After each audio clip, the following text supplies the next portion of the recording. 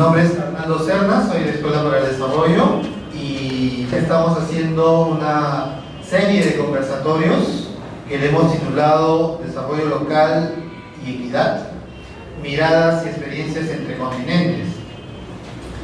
Continentes como África, América Latina, Europa. Esto lo hacemos en el marco de un encuentro que tenemos un grupo que se llama el Profadel.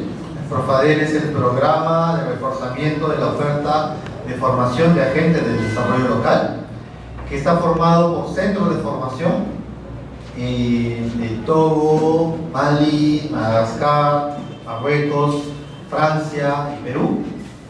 En esta semana estamos reunidos y hemos aprovechado esta presencia de estos amigos de otras partes del mundo para poder compartir sobre estos temas.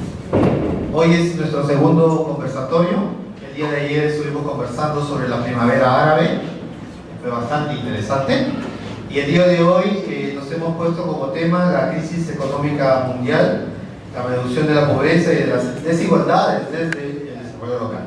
Tendremos en primer lugar la exposición de Carlos Alonso Bedoya. Él es abogado y periodista en temas económicos, miembro de la Red Latinoamericana sobre Deuda, Desarrollo y Derechos y columnista del diario La Primera. En el 2009 fundó el Grupo Nacional de Presupuesto Público, que elaboró los presupuestos alternativos que fueron presentados en el Congreso de la República en el 2010 y 2011. Fue coordinador general de la Red Jubileo Perú 2006-2010 y secretario técnico de la Plataforma Peruana de Derechos Humanos, Democracia y Desarrollo. Durante la gestión de Salomón Lerner en la PCM fue parte del gabinete de asesores. Vamos a tener en primer lugar a Carlos Bedoya y luego vamos a tener también a José Rakotosafi de la FFF de Madagascar. Él es ciudadano de Madagascar, es titular de un doctorado en matemática y otro en ciencias de desarrollo.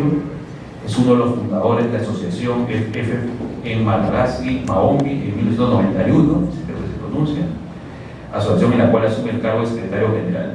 Desde el 91 se ha especializado en alfabetización de adultos y de jóvenes escolarizados mediante un método de alfabetización funcional integral que ha ido desarrollando en el marco de un programa de la UNESCO.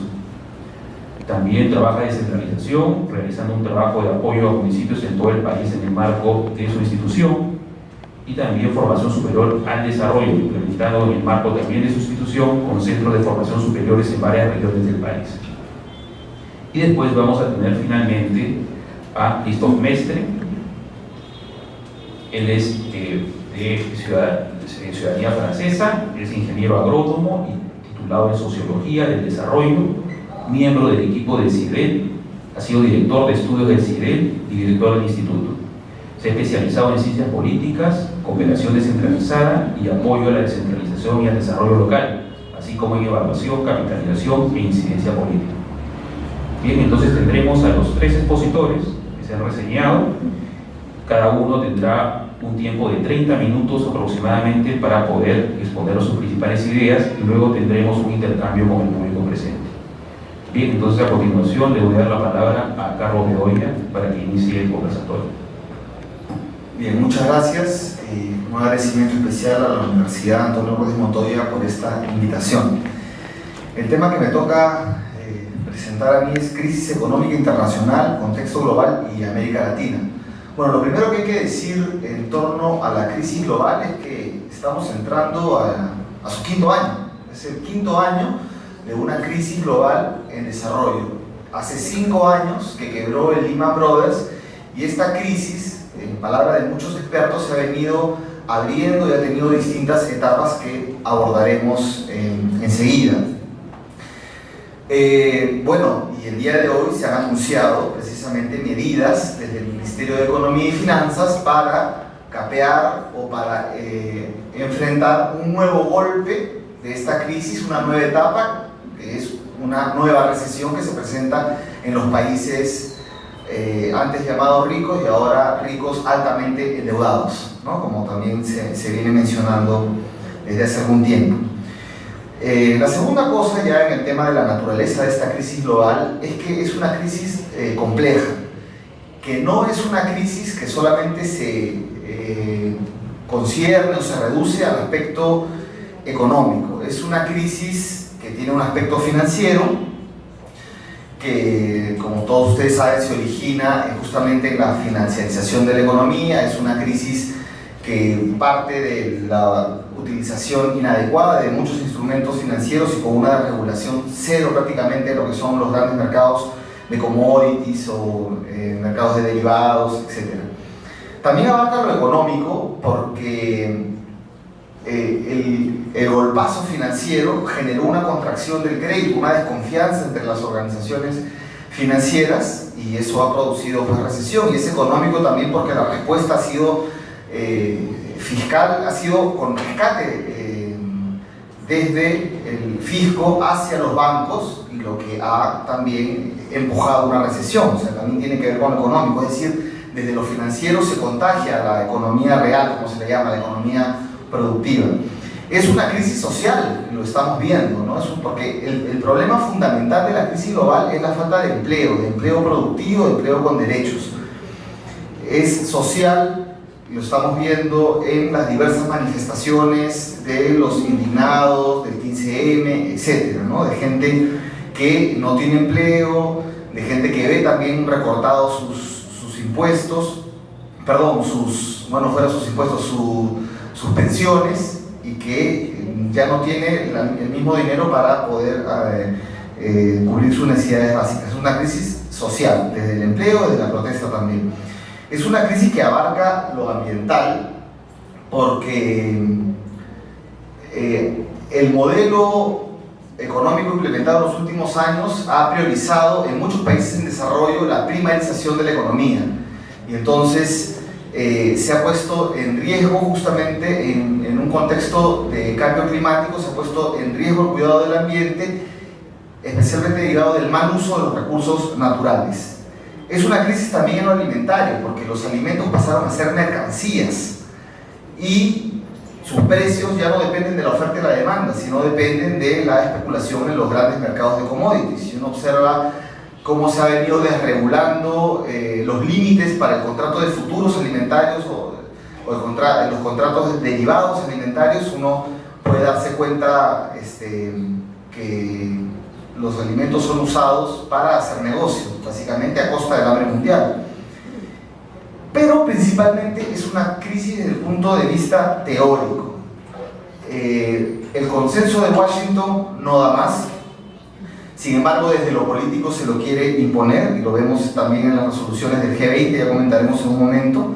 Es una crisis del software del modelo, de la parte blanda del modelo, de eso de que el mercado se regula solo.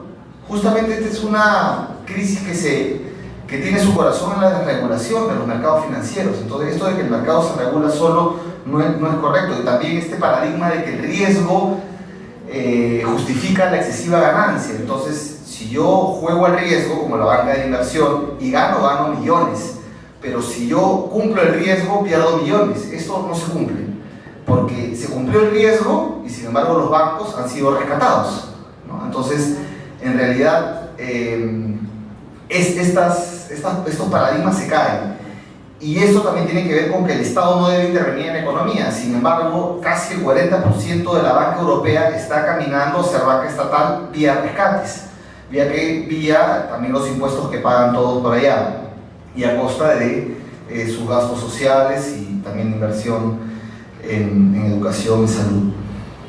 Bien, hay mucha disputa ideológica en la discusión de la crisis, ¿no? Mucha gente, y especialmente en el Perú, a través de los grandes medios de comunicación, los medios masivos, se nos dice que la crisis que vive Europa es por su estado de bienestar, es porque han gastado lo que no tenían y han invertido. O sea, es como decir que la seguridad social, los planes de vivienda, el gasto de los subsidios en educación son contrarios al crecimiento económico. Eso es lo que en buena cuenta nos dice.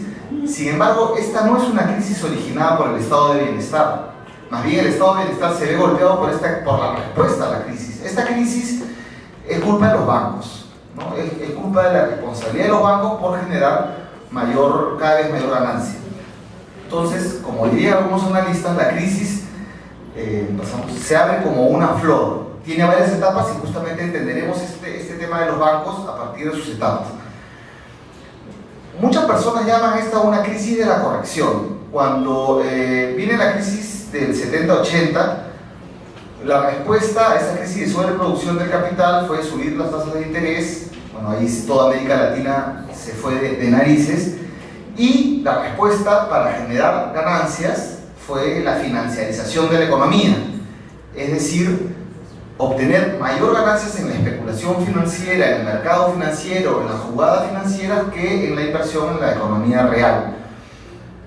Ya hacia el comienzo del siglo XXI, con las tasas de referencia del norte en cero, los bancos comenzaron a prestar, se vieron la necesidad de prestar dinero para poder garantizar ganancias, pero una masa grande de dinero. Y viene lo que conocemos como la subprime, ¿no? Créditos que no tienen mayor garantía, entonces me prestan simplemente por el hecho de ser ciudadano de Estados Unidos sin mayor garantía, y de pronto tengo una hipoteca por $500.000. Sin embargo, no tengo el sustento para poder pagar esa hipoteca, cumplir con esa obligación. Son créditos de mala calidad que son convertidos por la banca comercial y destinados a la banca de inversión, o sea, son vendidos a la banca de inversión como si fueran activos de muy buena calidad. Pero ahí hay una trampa ideológica que se puede caer fácilmente. Cuando salió esto de los bonos basura, ¿son bonos basura? ¿Por qué son bonos basura? Porque los tienen gente pobre. O sea, dar vivienda a gente pobre te intoxica el sistema. O sea, fácilmente uno puede caer en esto.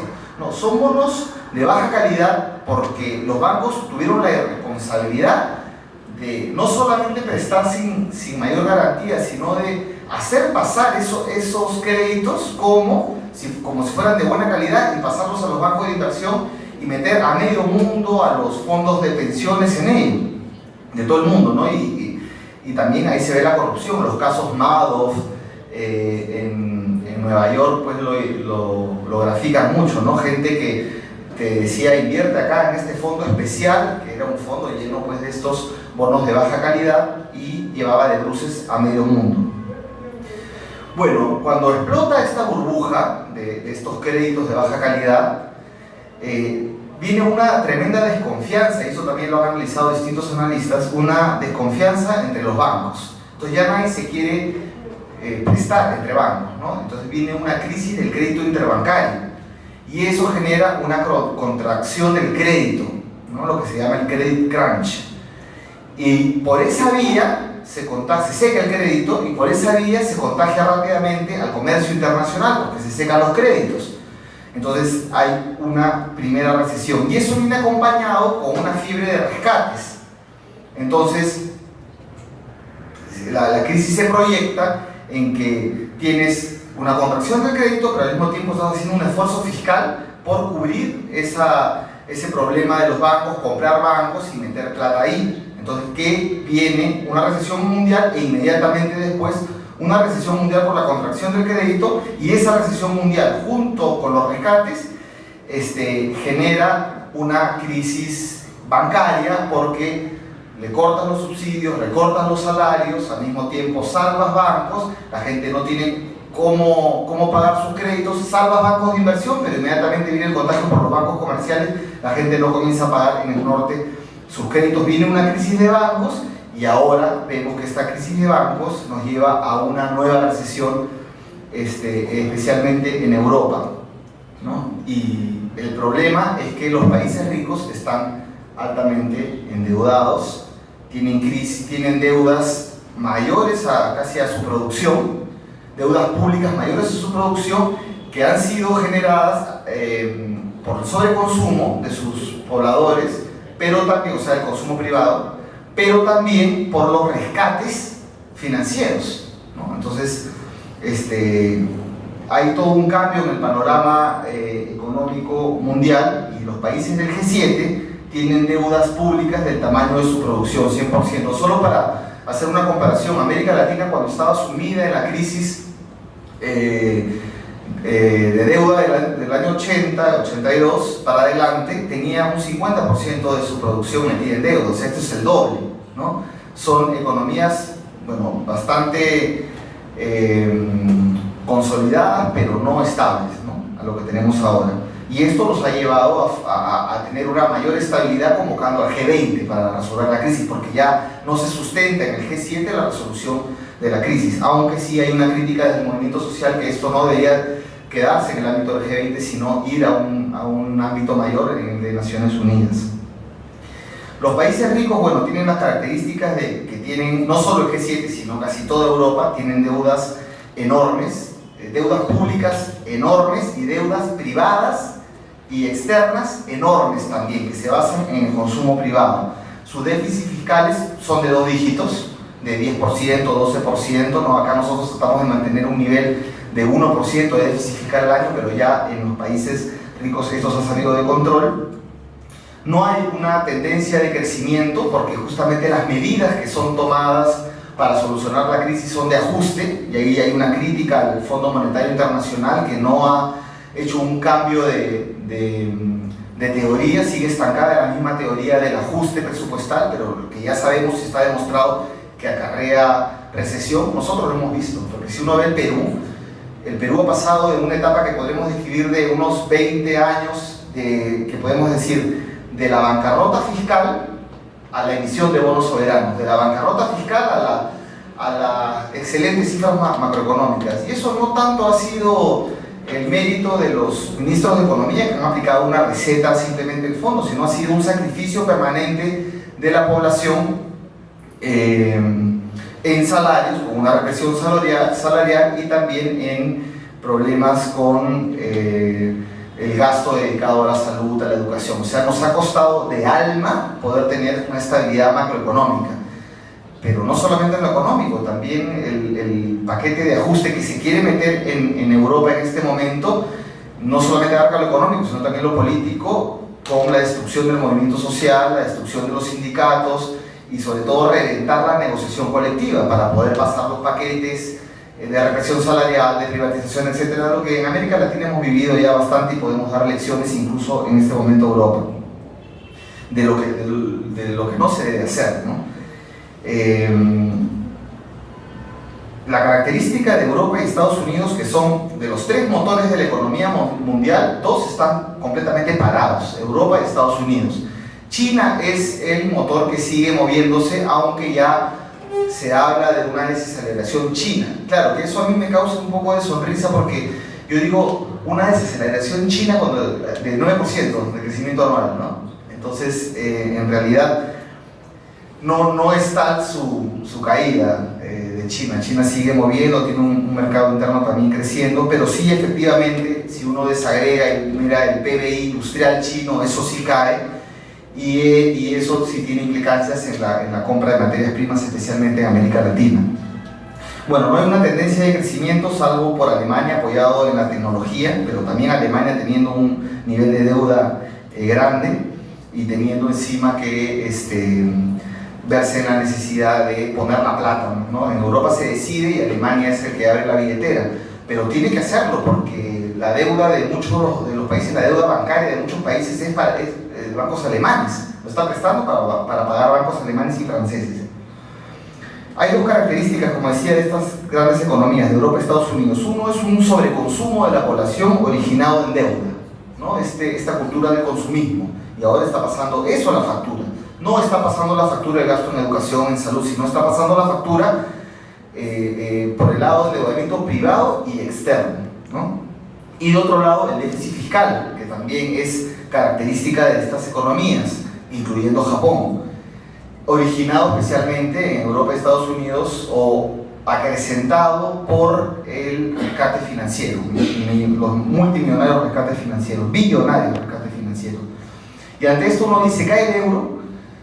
Yo digo, y comparto la visión de varios que dicen, ¿por qué va a caer el euro si el dólar y el yen japonés están en las mismas? También tienen deudas iguales y tienen déficits fiscales enormes sus economías, ¿no? Hay países y hay sectores interesados que caiga el euro. Reino Unido entero, Estados Unidos también, y la apuesta contra el euro, ¿no? Entonces sí hay una ofensiva contra el euro, pero también hay una decisión la economía tiene bastante aspecto político. O sea, yo no comparto que la economía es una ciencia exacta. La economía tiene decisión política detrás. Entonces yo creo que Europa no está dispuesta a que caiga el euro. Y además, si cae el euro, ¿qué? ¿A qué se va a pasar España? ¿Dólar? ¿No? ¿O Europa va a pasar el dólar como moneda de reserva mundial? No creo, ¿no? Entonces también tiene bastante política. Problema de fondo de la crisis, o sea, el gran problemón que hay que resolver es la falta de empleo. Entonces, acá también hay una trampa ideológica, porque parece que la crisis ha pasado cuando los bancos comienzan a ganar plata de nuevo, ¿no? Ese indicador, se recuperó la banca, se recuperó la inversión, pero eso está desligado del empleo hace mucho tiempo y desligado de los ingresos. Entonces el problema, el foco sigue siendo la falta de empleo, de un empleo productivo y con derechos, lo que la OIT ha llamado empleo o trabajo decente. Y eso ya no tiene que ver con rescates ni con ajustes, porque más bien eso te lleva a profundizar la recesión. Eso te lleva con una nueva apuesta tecnológica que genere empleo masivo, ¿no? Y también que esté a la altura de los nuevos retos ambientales. Entonces, ahí se cumple el tema de los ciclos grandes de la economía cuando hay que ir a un cambio de paradigma. Algunas cifras, ¿no? España tiene, según un informe de prensa, ¿no?, 24.4% de desempleo, más de 5 millones de españoles no tienen trabajo, ¿no? Entonces esto es bastante alarmante. Según un estudio también que está reseñado en PowerPoint, 39% de hogares en Estados Unidos al iniciar la crisis hasta el momento o están desempleados o no tienen cómo pagar sus hipotecas, ¿no? Es un problema de demanda, de la demanda agregada en el mundo. La OIT en su último reporte nos dice que son 196 millones de personas en edad de trabajar que están desempleadas en todo el mundo. Y como vemos, pues el G20 se reúne en Los Cabos, en México, acaba de terminar su reunión y es muy gracioso porque ahora dice, comenzó el G20 cuando se volvió a reunir a propósito de la crisis de Lehman Brothers en diciembre del año 8, decía, hay que acabar con los paraísos fiscales, hay que ponerle regulación al capital financiero, etc. Y ahora está en la agenda de no, el problema es que no se han profundizado en las reformas estructurales, que son flexibilización laboral, privatizaciones, etc. O sea, es decir, hay una contraofensiva por profundizar el modelo neoliberal, ¿no? o las medidas del consenso de Washington. Entonces hay ajuste fiscal y rescate a cuenta del fisco, genera recesión y eso sigue el círculo vicioso y la falta de empleo y un estancamiento teórico del Fondo Monetario Internacional que su única receta es ajuste, ¿no? Ajuste, endeudamiento para pagar deuda, nuevas deudas para pagar deuda vieja a costa de cortar todo lo que se pueda. Y eso genera una crisis social, o sea, es una crisis económica, una crisis social, una crisis ambiental y es una crisis bastante compleja, ¿no? Refuerza la idea central. Los países en desarrollo, como los de América Latina, se decía antes, ¿no? Estados Unidos se refería, le da pulmonía a todo el mundo. Y eso es lo que vimos en la crisis de la deuda del año 82, donde Estados Unidos acaba su problema subiendo su tasa de interés y no ve el espejo retrovisor y todo el mundo se da con las narices, ¿no? Y de pronto explota la deuda en México, explota la deuda en América Latina. Pero ahora ya no es así, ¿no? Estados Unidos le dio una tremenda pulmonía y a América Latina no, le dio un poquito más de resfrío, le dio algunos estornudos. A China también, a Asia también le dio ni siquiera eso, sino de repente una jaqueca. Y más bien sí la pulmonía se contagió a Europa, o sea, todo los centros económicos que han empujado el económico mundial desde hace 3 siglos son los que están ahora en crisis, ¿no? Pero, claro, que hay una diferencia con las condiciones de los años 80. La tasa de interés es un factor. La tasa de interés del Banco Central Europeo, del Banco de Gran Bretaña y de la Reserva Federal son cercanas a cero.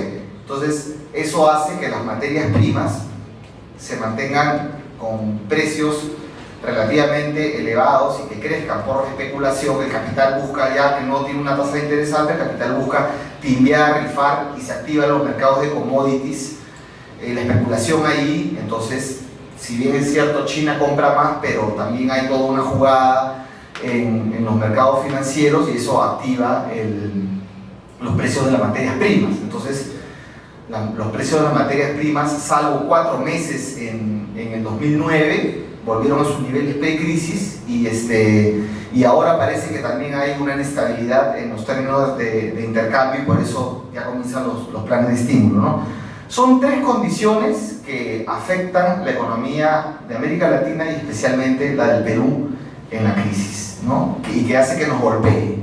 Primero, que los mercados de Europa, Estados Unidos se contraigan, ¿no? Entren en recesión. Eso afecta a las exportaciones no tradicionales de países como el Perú. La otra es la fuga de capitales. Ante una crisis, ante un nuevo golpe de la crisis, normalmente los capitales buscan volver al centro. Entonces regresan. Esa es como una tendencia. Entonces salen los capitales, se producen ataques especulativos y entonces bajan los términos de intercambio, se reducen los mercados, salen capitales y finalmente las materias primas, sus precios descienden. Entonces estas 3 condiciones hacen que nuestro crecimiento, que es completamente dependiente de estas variables que no controlamos, sufra un golpe. Y entonces ante esa caída la respuesta es la política contracíclica de bajar la tasa de interés por un lado para dinamizar el crédito y de otro lado promover gasto público, que es básicamente la clásica, para compensar la caída de inversión privada. Pero yo me estaba poniendo a pensar que en realidad la gente de a pie, el peruano, la peruana, que todos los días está luchando por tener ingresos, que tiene bajos ingresos y que en buena medida, más de un 40% se encuentra subempleada, ¿siente o no siente la crisis? Yo creo que no siente la crisis, porque está en permanente crisis. Es decir, el modelo tiene viviendo a buena parte de la población en crisis. Y los que entran en crisis con este golpe son los que de alguna manera se benefician del modelo, que son los empleos ligados a las exportaciones en el Perú no tradicionales, textiles, espárragos, y a un sector muy chiquitito minero, porque la gran minería da 120.000, 150.000 puestos de trabajo, no más, ¿no? Pero sí golpea pues el bolsillo de los grandes capitales en Perú. Entonces también la crisis se mide de este modo. ¿Qué va a pasar cuando las tasas de interés suban? La Reserva Federal, el Banco Central Europeo, van a bajar los precios de las materias primas, del cobre, del oro, etc. Eso es automático. ¿Y qué nos va a quedar a nosotros de la gran bonanza? O sea, otra vez es este ciclo histórico desde hace 200 años, desde que se fundó la República, del auge, declive, auge, declive, auge, declive. O sea, auge de precios de materias de recursos naturales alto y luego declive, bancarrota. Es lo que tanto mencionaba Jorge Basadre, ¿no? La bonanza fiscal, la bancarrota fiscal, la bonanza fiscal, la bancarrota fiscal. Es que no tenemos sustentos económicos que nos den, hablando en términos de crecimiento, un crecimiento sostenible. No existe en Perú, ¿no? Entonces, ese es un grave riesgo para la economía. Bueno, finalmente, ¿no? Porque estamos tocando varios temas que podemos profundizar a medida de lo posible. Problemas políticos. A ver, bueno, el primer tema es la agenda del G20, ¿no? El G20 pues planteaba, como decíamos, una agenda bastante radical, entre comillas, en el año 2008 y principios del 2009, y ahora ha vuelto al tema de ajuste fiscal y reformas neoliberales. Es básicamente lo que ha salido de Los Cabos, México, y lo que también viene de Cannes y las anteriores reuniones. O sea, la agenda ha ido yendo para peor.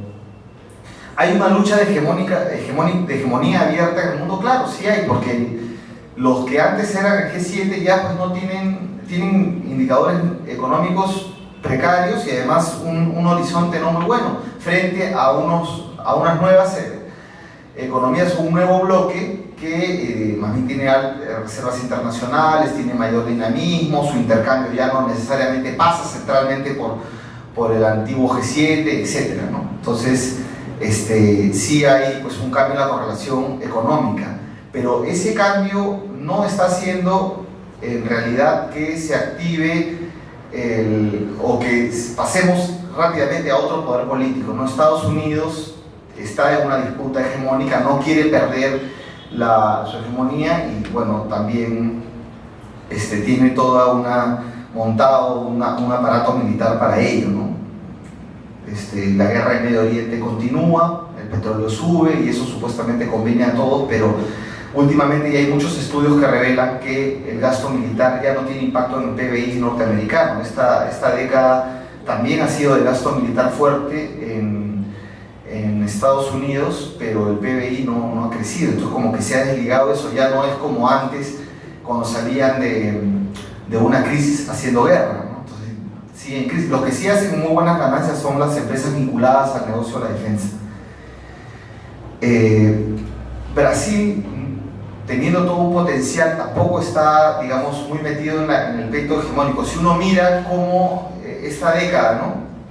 La primera década del siglo XXI, teníamos a un Brasil a la ofensiva, a un Brasil impidiendo el ALCA, decretando la muerte del ALCA junto a Venezuela y Argentina, formando la UNASUR, parándole, diciéndole, no, un momentito, aquí también nosotros podemos controlar América Latina, digamos, independientemente, planteando una integración sin los gringos.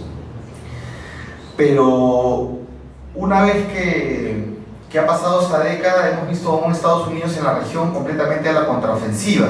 A través de los tratados bilaterales de comercio ha logrado ya, en la práctica, el resurgir o ha logrado resucitar el ALCA.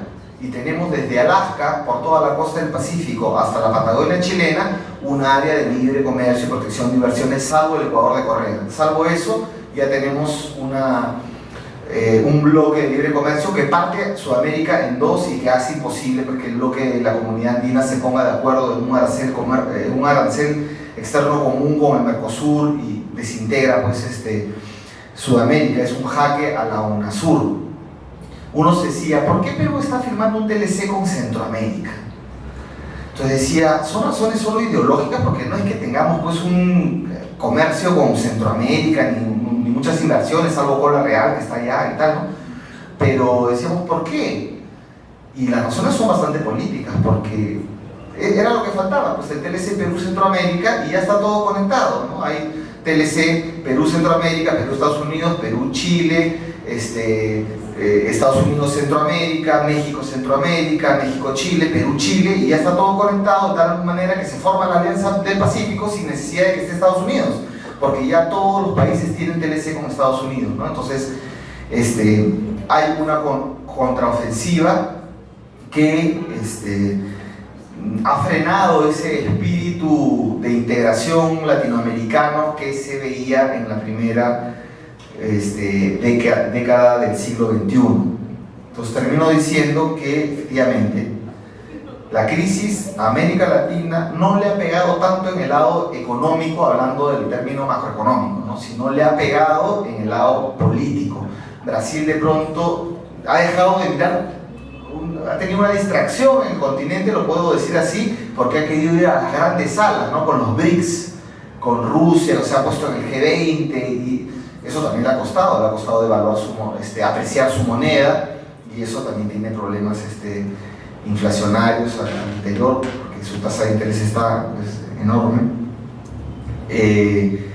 Y bueno, nos ha pegado por el lado político y por el lado de desintegración. ¿Qué queda? Una América Latina, es lo que yo me pregunto, más desintegrada, más primarizada. ¿Qué nos está dejando la crisis global? ¿No? Yo lo dejaría ahí. Muchas gracias.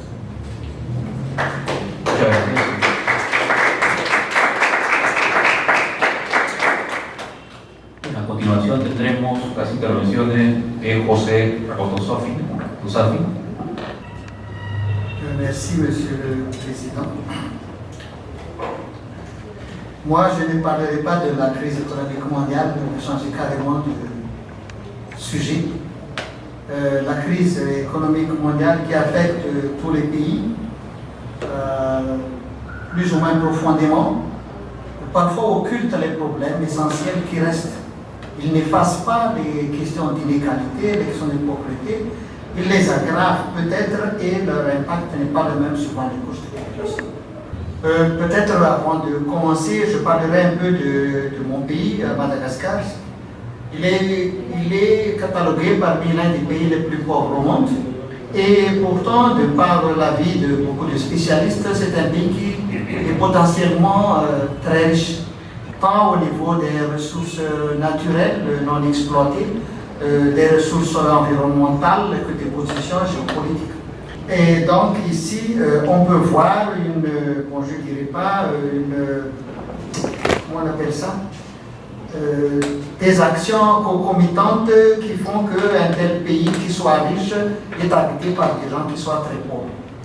Et si on regarde la vie politique de ces 5 dernières années, depuis 2009, Madagascar vit dans une crise qu'on peut appeler crise politique, mais qui peut-être est aussi un reflet de la crise économique mondiale.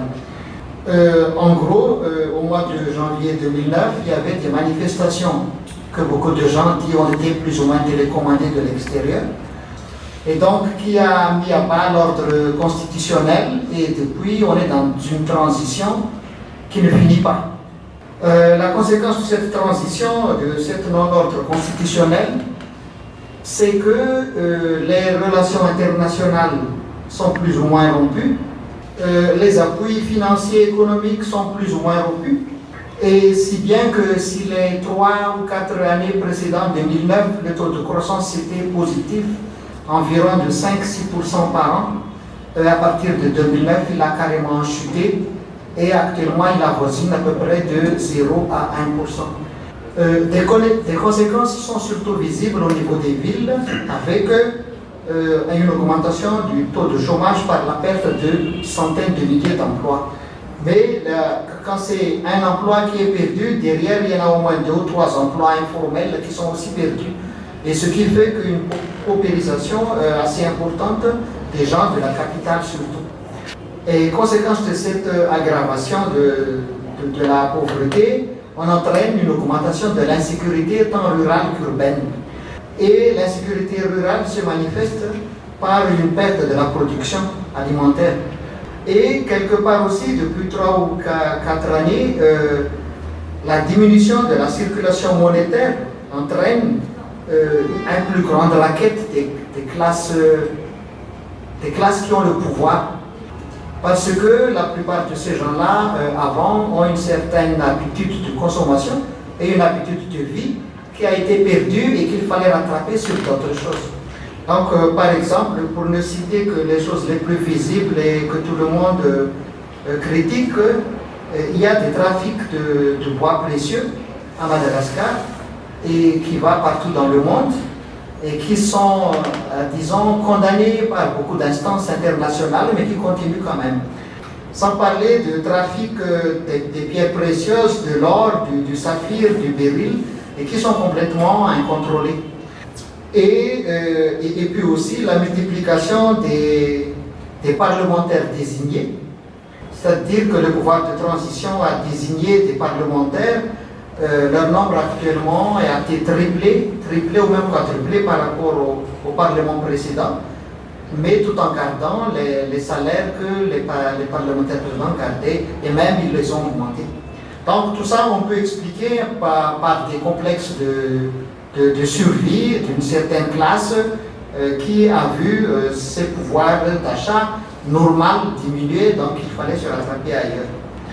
Mais il n'empêche que depuis 3-4 années, paradoxalement, l'économie arrive quand même à tenir.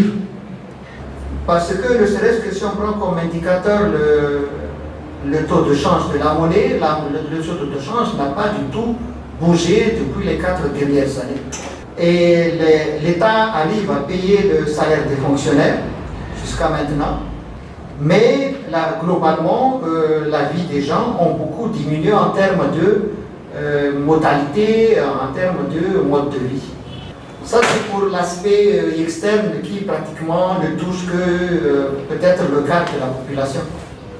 Mais je voudrais surtout axer, parce que nous parlons de développement local, sur les questions d'inégalité et de pauvreté et qui sévit au sein de la population globale. Dès le départ, moi j'axe mon intervention sur des choix, des choix de positionnement par rapport à ça, c'est-à-dire qu'il y a une façon de voir la réduction de l'inégalité, soit en les dénonçant et en trouvant les moyens de les éradiquer par des luttes. Mais l'expérience montre dans notre pays que ça ne supprime pas la pauvreté ou les inégalités, mais ça les fait simplement translater d'une couche sociale à une autre. Donc ce que je vais essayer de développer en quelques lignes, c'est quelles sont les actions que l'on a fait ou que l'on peut faire pour essayer d'atténuer, non pas éliminer l'effet des inégalités, mais au moins atténuer leur impact sur la vie des gens. On peut être d'accord ou ne pas d'accord sur cette option parce que, en quelque sorte, c'est comme si on a une maladie. Comment développer la pommade suffisamment pour que ça ne devienne pas une maladie grave, insupportable. Mais l'expérience de nos pays qui a depuis les 50 années d'indépendance montre que il y a eu des luttes politiques qui ont été faites, qui ont été menées par des personnes politiques et dont ce sont souvent les peuples qui ont été victimes, mais après la vie des peuples n'a pas changé. Ce sont les chefs politiques qui ont changé et ceux qui étaient au pouvoir avant devenaient pauvres et ceux qui étaient au pouvoir devenaient riches. Et la crise économique actuellement qui aussi n'a pas peut-être tellement d'effet dans les pays pauvres n'affecte pas tellement cette population, mais ce qui les affecte, c'est toujours les situations qui ont pesé depuis toujours et qui continuent jusqu'à maintenant. Quand on parle des inégalités, la première chose à faire, moi je pense, si on veut intervenir pour le développement local, au niveau local, c'est de faire des efforts de changement de représentation sociale. Parce que c'est souvent nous qui sommes un peu intellectuels qui voient qu'il y a des inégalités, mais quand les personnes que nous pensons être victimes ne sont pas conscientes de cette question d'inégalité et qu'ils trouvent ça tout à fait normal, les luttes contre les inégalités sont vouées par avance à l'échec. Donc, je vais prendre un exemple. L'UNICEF a fait à Madagascar, il y a entre 2005 et 2009, une enquête auprès des adolescents et adolescentes sur beaucoup de questions. Et une question qui nous a marqué, par exemple, c'était est-ce qu'un mari a le droit de battre sa femme dans certaines circonstances? C'était ça la question. Et ce qui a étonné, c'est que parmi les adolescents qui ont répondu, sur les garçons, 9% ont dit oui, mais sur les filles, 31% ont dit oui. Ce qui veut dire qu'avant même d'entrer en ménage, 31% des jeunes filles sont prêtes à accepter que leur mari les batte. Et si on examine un peu la vie sociale, cela est compréhensible. Parce que, surtout, c'est la femme qui supporte la vie économique des ménages. C'est la femme qui traîne, c'est la femme qui travaille, c'est la femme qui fait tout pour donner à manger aux enfants. Le mari fait ce qu'il peut. Ça veut dire que quand il a de l'argent, il donne, quand il n'a pas, il ne donne pas. Et souvent, lui, parce qu'il est quand même psychologiquement affecté par la pauvreté, souvent il entre chez lui, il est déjà ivre et il bat sa femme. Donc les enfants grandissent avec cette image, ils se forgent une représentation mentale de la femme et de l'homme.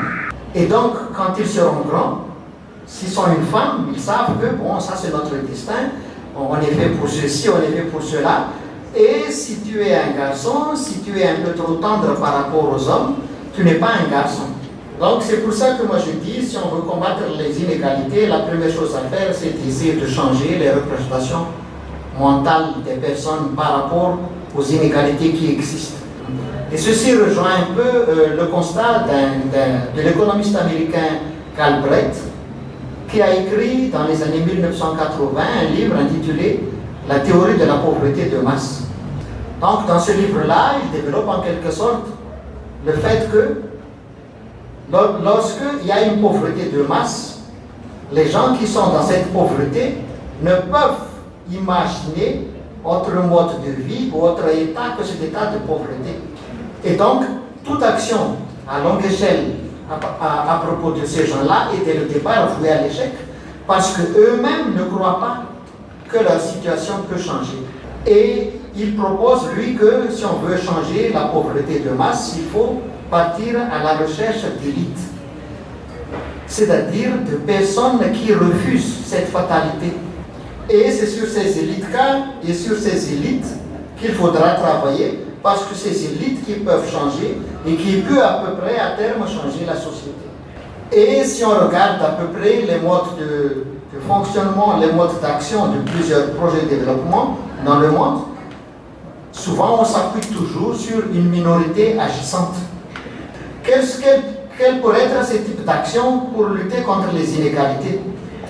Donc je vais commencer par faire un petit topo des types d'inégalités que l'on peut recenser et qui peut être discutable, mais ce n'est qu'une classification sommaire. D'abord, un cas à part, c'est le cas des handicapés sociaux, des marginaux de tout genre. Donc, soit les handicapés physiques, les handicapés mentaux, les handicapés sociaux, les personnes exclues de la société. Ça, c'est quelque chose qui est vraiment à part. Généralement, on dit que ça représente quand même 10% d'une société. Et bon, pour ces personnes-là, d'abord, il faut vraiment faire. Le pays devrait faire des aménagements structurels, logistiques appropriés pour les aider à se prendre en charge. Mais souvent, dans les pays pauvres, ils sont pratiquement laissés à eux-mêmes. Par exemple, dans un pays comme Madagascar, il n'y a pratiquement aucun service public qui s'occupe des handicapés mentaux. Et donc, par rapport à ça, la première chose à faire, si on est dans la société civile, c'est de militer à la fois pour la reconnaissance des droits et pour l'effectivité des droits. Mais il faut aussi une sensibilisation globale au niveau des autres personnes, que ce sont des citoyens à part entière, ce que beaucoup refusent. Donc, à part ces cas particuliers, moi j'ai recensé 3 grands types d'inégalités. D'abord, ce que j'ai appelé des inégalités statutaires, c'est-à-dire c'est par rapport au statut social des personnes ou des groupes dans la société. Donc, ces inégalités statutaires interfèrent sur les places sociales, sur les rôles sociaux, sur les compréhensions sociales des personnes. Et souvent, la société les hiérarchise. Il y a des places en haut et des places en bas. Et les personnes qui se trouvent dans les places en bas sont généralement victimes d'un complexe d'infériorité et ils se laissent souvent écraser ou piétiner par les personnes qui sont dans les classes en haut. Et donc, les actions que l'on devrait faire, il faut que ces personnes-là, quels que soient les groupes sociaux auxquels ils appartiennent, apprennent à se connaître. Il faut développer, c'est un grand mot, actuellement on parle beaucoup d'interculturalité, mais quelquefois ça reste à l'état de vœu pieux. Parce que souvent les différents groupes statutaires se ferment entre eux. L'endogamie est quelquefois de règle, même s'il y a des exceptions. Et le fait qu'il y a des entraides possibles et l'application de la théorie de l'avantage comparatif est possible et quelquefois complètement en dehors de l'esprit des gens. Si je prends quelques exemples de ces inégalités statutaires, il y a d'abord les exemples que l'on a tirés à partir des pays développés, c'est les catégories socio-professionnelles. Mais là aussi, l'outil n'est pas adapté. Parce que, si on regarde à Madagascar, 70% des personnes adultes se trouvent dans la catégorie agriculteurs et assimilés. Et les 30% qui restent se répartissent dans 5 catégories. Ce qui fait que l'outil n'est pas adapté pour refléter vraiment la situation. Une autre classification, c'est sur les métiers. Les métiers ont des valeurs sociales. Il y a des métiers que la société reconnaît plus que d'autres. Et ça donne des inégalités. Par exemple, le métier de gendarme, parce qu'il y a l'insécurité, et on a besoin du gendarme pour se protéger, est un métier valorisé. Le gendarme, quand il va dans les bus, il ne paie pas souvent. Il ne fait pas la queue. Et beaucoup d'autres petits avantages que les gens donnent facilement. Et ce n'est pas seulement la gendarme, mais il y a aussi d'autres métiers, le médecin, et il y a beaucoup d'autres qui ont cet avantage-là. Il y a aussi la classification, c'est assez difficile à expliquer. Il y a les groupes ethniques qui sont différents les uns des autres, il y a des différences, et les groupes culturels. Et là aussi, il y a des groupes qui sont plus de référence et que la société pense être plus, comment on appelle ça, plus favorisée par rapport à d'autres. À l'intérieur de ces groupes, il y a aussi les castes, c'est-à-dire des classifications qui sont liées à la famille. Et là, c'est très hiérarchisé. Il y a même encore des groupes qui sont des intouchables. Et là, si on veut travailler là-dessus, ce sont des actions à très long terme qui portent sur des changements d'attitude.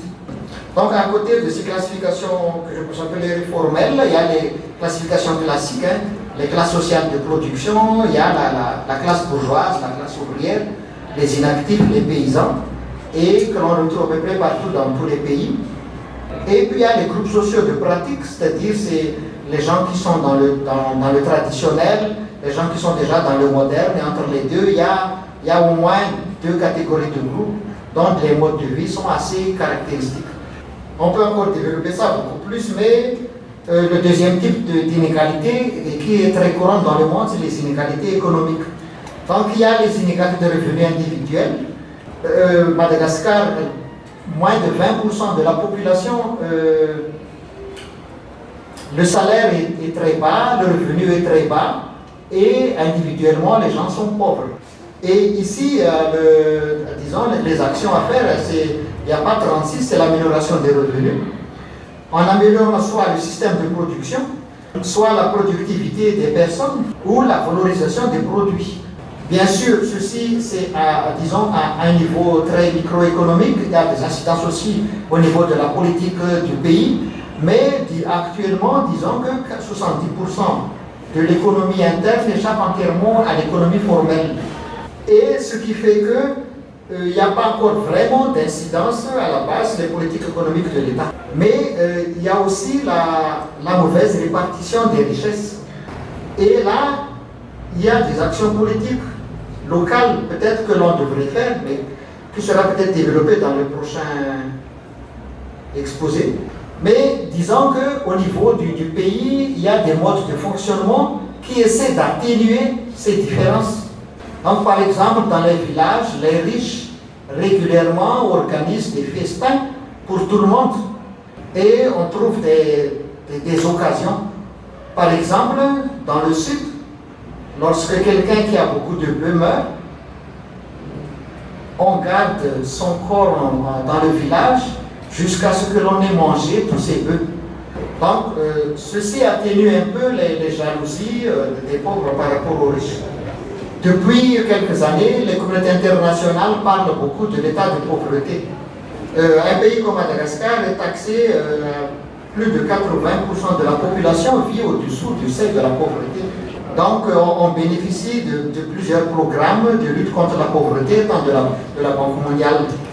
Là, il y a toute une panoplie, mais pour résumer, disons que ce sont des actions individuelles, des actions collectives, que ces actions sont soit individuelles, c'est-à-dire s'adressent à des individus, soit structurelles, c'est-à-dire essaient de changer le mode de fonctionnement global. Les pays d'Afrique ont vécu ce qu'on appelle le changement structurel, l'ajustement structurel dans les années 80-90. Soit la création de beaucoup d'infrastructures de base pour permettre aux gens de mieux produire. Une petite entre parenthèses sur les méfaits des programmes d'ajustement structurel imposés. Dans les années 80-90, donc la Banque mondiale a imposé qu'on ne doit pas recruter de fonctionnaires. Et pourtant, le pays a un taux d'accroissement démographique parmi les plus hauts du monde. Donc, il y a une demande très forte pour l'éducation. Mais on ne pouvait pas recruter de maîtres. Et ce qui fait qu'il y a une dégradation de la qualité de l'éducation depuis 1980. Et peut-être l'une des conséquences, c'est la crise qui existe actuellement et qui est vraiment une crise des gens qui sont allés à l'école. La question que l'on peut se poser, est-ce que cela a été voulu ou est-ce que ça a été ce qu'on appelle des dégâts collatéraux? Donc, pour terminer, il y a les inégalités sociales et qui sont des inégalités hommes-femmes, des inégalités face à la mort. Plus on est pauvre, plus on meurt vite. Et de l'inégalité face à l'accès aux services publics, tant au niveau local qu'au niveau national. De l'inégalité face à la justice. Quand c'est un pauvre analphabète qui va au tribunal, il écope presque toujours des peines les plus lourdes. Et ça concerne 50% de la population. Et enfin, les inégalités flagrantes face à l'accès au savoir. Et ce qui fait qu'actuellement, pour beaucoup de gens, la mobilité sociale devient un mot qui n'a plus de sens. Et c'est peut-être au niveau de ces inégalités sociales que l'on peut vraiment agir au niveau du développement local. D'abord, une sensibilisation nationale pour faire connaître aux gens ce qui existe vraiment, que les gens ne connaissent pas. D'approcher les structures, de militer pour l'effectivité du droit. Et enfin, pour terminer, de miser beaucoup sur le rattrapage de l'éducation. Et c'est dans ce sens-là que les actions d'alphabétisation se développent à Madagascar, mais ils sont encore très insuffisants. Je vous remercie. Gracias. C'était un peu long.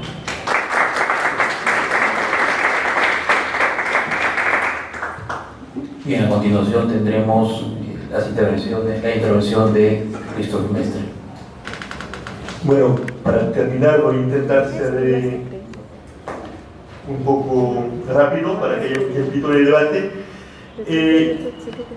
Quisiera terminar con un enfoque distinto. Bueno, hemos visto un análisis de la crisis mundial, o por lo menos de la crisis del viejo mundo, si tanto es que el viejo mundo representa el planeta. Hemos visto una descripción de una situación peculiar que es la de uno de los países más pobres del mundo, que es Madagascar, con una lectura de la situación desde abajo, desde los ciudadanos. Yo quisiera en algunas palabras tratar del tema del rol de los gobiernos locales en la reducción de la pobreza y la desigualdad. Preguntándonos si efectivamente frente a las dinámicas macroeconómicas, frente a las dinámicas mundiales de un lado y de otro lado a la situación que ha descrito José Rakutraf en cuanto a Madagascar, ¿qué se puede hacer desde el nivel local? Y más que qué se puede hacer, ¿qué se está haciendo? Primer elemento, bueno, no sé si el señor Bedoya lo confirmará o no, pero muchas estadísticas nos dicen que la pobreza a nivel mundial se reduce. Se reduce en forma mecánica porque, digamos, los dos grandes mercados y potencias que son China e India tienen niveles de crecimiento económico que hace que hay, pese a la situación difícil de su población, hay mucha gente que mejora su nivel de vida en esos países. Y sin hablar de Indonesia, de Brasil o de otros grandes países donde las tasas de crecimiento, mismo si no son repartidas en forma igualitaria, permiten a muchos sectores de la población de ver sus niveles de ingresos aumentar. La pobreza disminuye, pero más bien las desigualdades aumentan. Y cada vez más, y eso sí que sea en el viejo mundo o que sea en los nuevos mundos, cada vez más hay trampas de desigualdades que hace que una parte importante de la población ya no está en capacidad sola de poder integrar la sociedad, de poder ya no ser personas excluidas, pero sí personas incluidas. Y son sectores muy importantes de la población. José hablaba de los 10% de la población de Madagascar que llama minusválidos mentales, físicos o sociales, que son personas totalmente excluidas, sin nivel de participación, sin nivel de ingreso, sin capacidad de acceso a los servicios públicos. Esos grupos son cada vez más numerosos. Hay cosas que, como decir, antes se veía únicamente en los países dichos del sur. Yo me acuerdo mi primera venida aquí en el 79, cuando se vi por la primera vez, entre comillas, los locos ahí en la calle, como se ve siempre. Hoy en día eso se ve en Francia. Hoy en día en la plaza, en pleno centro de León, al lado de la Universidad Católica, tenemos esos locos calatos gritando ahí en la plaza todo el día. Ese tipo de exclusión no existía hace 30 años. Ahora, ¿qué se puede hacer? ¿Qué pueden hacer los gobiernos locales a su nivel para efectivamente luchar contra la pobreza, contra la desigualdad? Nos han solicitado hace unos años Delta C, la organización del señor Keita y nosotros, para hacer un estudio en un país africano que es el Malí, para ver qué pasa con los procesos de descentralización y en qué medida los procesos de descentralización que en África son recientes, qué impacto tienen sobre la desigualdad y sobre la pobreza. Y entonces, el trabajo que hemos hecho ha sido de ir a encontrarnos con alcaldes, con servicios técnicos de alcaldía, de regiones, para en la práctica ver si ese tema era una preocupación o si ese tema era algo que realmente no concernía a esos gobiernos locales jóvenes, ya que tenían en aquel momento, que era el fin del 2000, menos de 10 años de vida. Y ese estudio lo hemos profundizado después en otros gobiernos locales, en países como Burkina Faso, pero también en contactos que hemos podido tener en Brasil, Bolivia y en el mismo Francia. La primera cosa es que muy rápidamente hemos abandonado la idea de trabajar sobre la cuestión de la pobreza, porque el concepto de pobreza es un concepto eminentemente polisémico que no tiene consistencia. ¿Quién es pobre? ¿Cómo se define la pobreza? ¿Es menos de $1 por día? ¿Es menos de €1? ¿Menos de 2? ¿Por qué 1? ¿Por qué 2? Se puede comparar $1 en Madagascar con $1 en Bolivia. Es menos de tanto por ciento del ingreso medio o mediano, como se calcula en Francia. Es el hecho de no tener capacidad de tener animales, como lo dicen los amigos del norte de Malí. Un pobre es una persona que no tiene rebaño. ¿Quién es pobre? ¿Cómo se define? ¿En base a qué sistema de valor? Entonces, hemos optado de trabajar con los municipios no sobre la cuestión de la pobreza, pero sobre la cuestión de la desigualdad. De ver en forma más política si esos municipios tenían, uno, una lectura de la desigualdad en su territorio, y dos, si tenían prácticas para no erradicar, pero disminuir esas desigualdades. Y para eso nos hemos dado un pequeño marco de análisis muy sencillo, diciendo hay 4 tipos de desigualdades. La primera, que es la más usada, que nos comentó José, que es la desigualdad económica a nivel de ingreso. La segunda, que es también muy comúnmente comentada, que es la desigualdad a nivel del acceso a los servicios, servicio público, médico, servicio de agua potable, servicio de luz, etc. Y después, desigualdades a nivel de acceso a lo que Amartya Sen llama capabilities, que son a la vez las capacidades y las habilidades, los medios de producción, el saber, la relación a la información, y finalmente la desigualdad en cuanto al acceso al poder, en cuanto a la capacidad efectivamente de participar en la construcción de la decisión.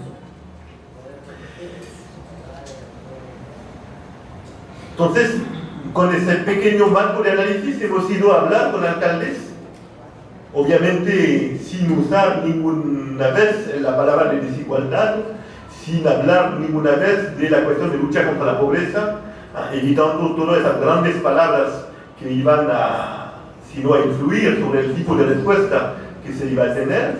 Hemos simplemente hablado con los alcaldes de la política que llevaban, qué hacían en su municipio, cuáles eran sus retos y cómo trabajaban. Y lo que realmente nos ha sorprendido y hemos tenido mucha dificultad con el organismo que había pedido el estudio, es que nos hemos dado cuenta de que la mayor parte de los gobiernos locales estaban sumamente preocupados por las desigualdades en su territorio y buscaban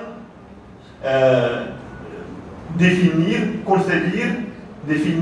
poner en marcha políticas públicas de reducción de la desigualdad.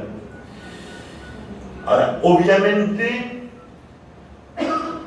lo que hacen los alcaldes que encuentro a menudo, no conozco suficientemente el Perú, hace demasiado tiempo que no he ido fuera de esa gran ciudad que es Lima para hablar con alcaldes, pero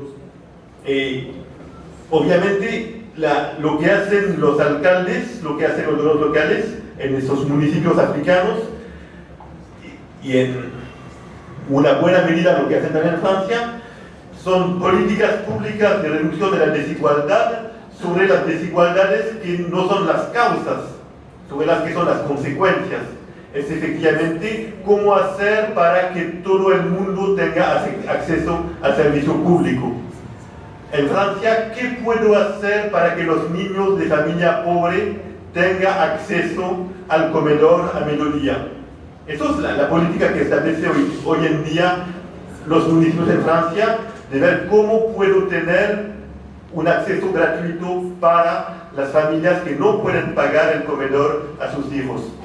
En África es cómo hago para permitir a las familias que no tienen mucho ingreso que sus niños puedan ir a la escuela y a una escuela que sea más o menos de calidad. ¿Cómo puedo hacer para que las familias que tienen menos recursos puedan tener acceso al agua potable a un precio menor que las familias que pueden pagar? Eso es la gran mayoría de las políticas públicas que establecen los municipios. Otros intentan trabajar sobre la cuestión del acceso a los ingresos y buscan en relación con las familias, con los grupos que son los dueños de los medios de producción, en particular la tierra, cómo hacer para que los grupos que no tienen acceso a la tierra puedan efectivamente tener accesos durante 2, 3, 4, 5 años a terrenos para poder cultivar y generar sus propios ingresos.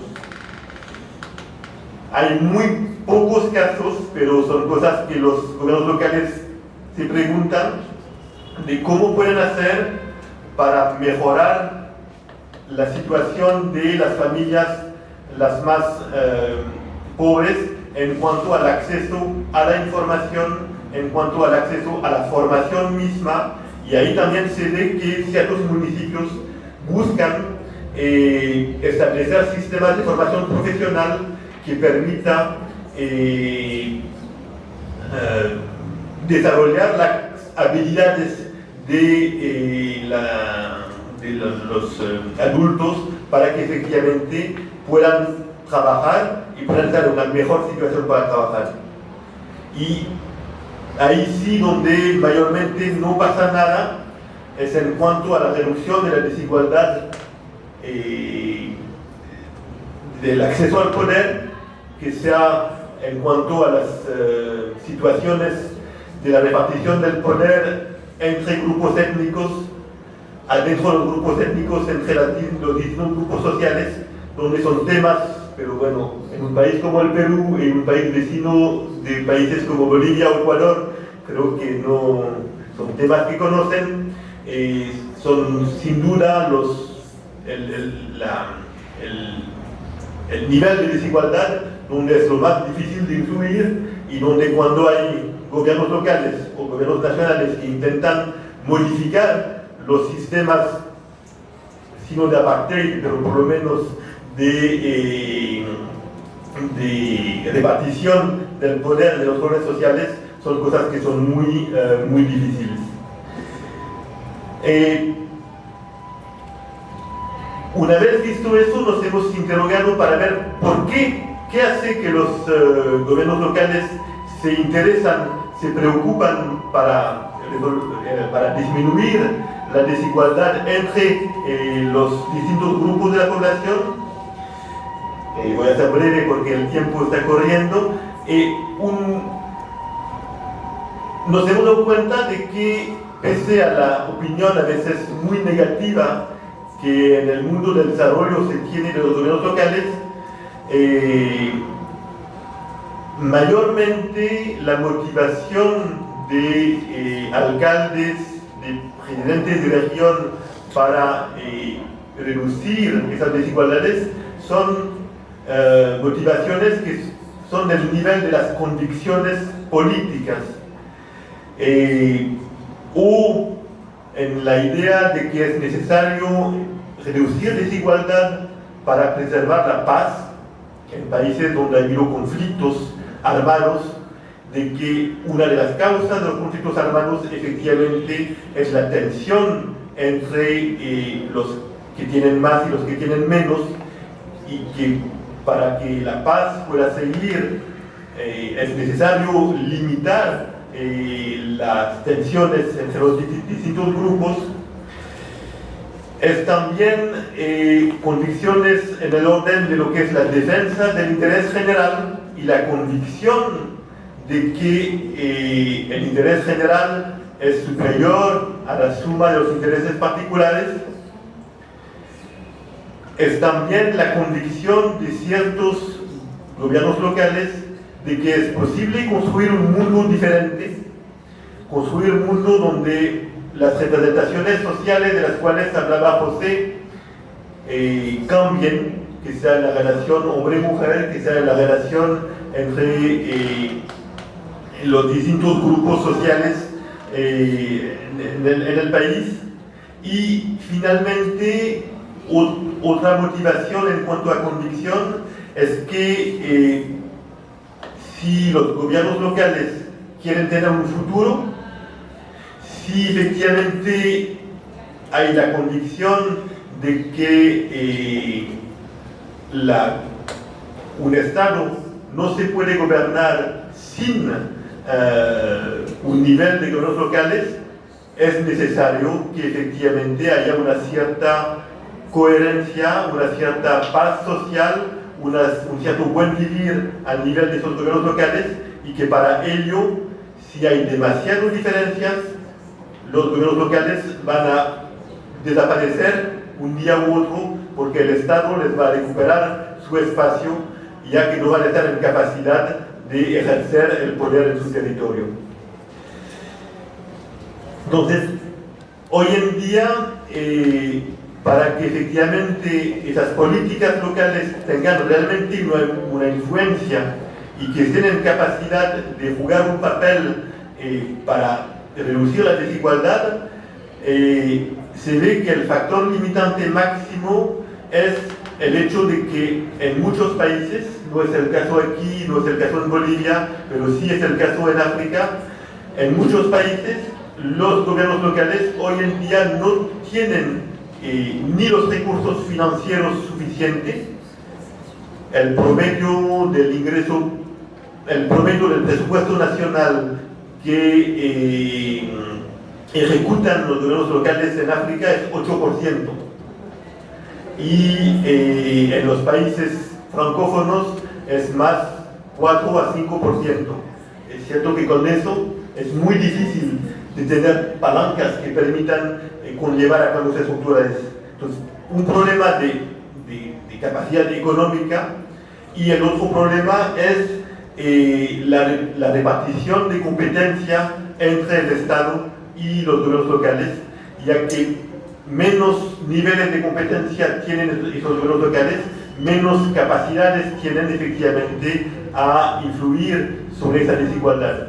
Y hay todo un espacio, todo un nivel de competencia que es la cuestión de la competencia sobre la tierra, sobre los recursos naturales, que los estados muy difícilmente están delegando a los gobiernos locales, que serían en países que todavía son países bastante agrarios, que serían efectivamente las competencias que podrían permitir a los gobiernos locales tener realmente un impacto sobre la reducción de esa desigualdad, pero que todavía el peso político que tienen no les permite efectivamente influir para que haya una real transferencia de esas competencias.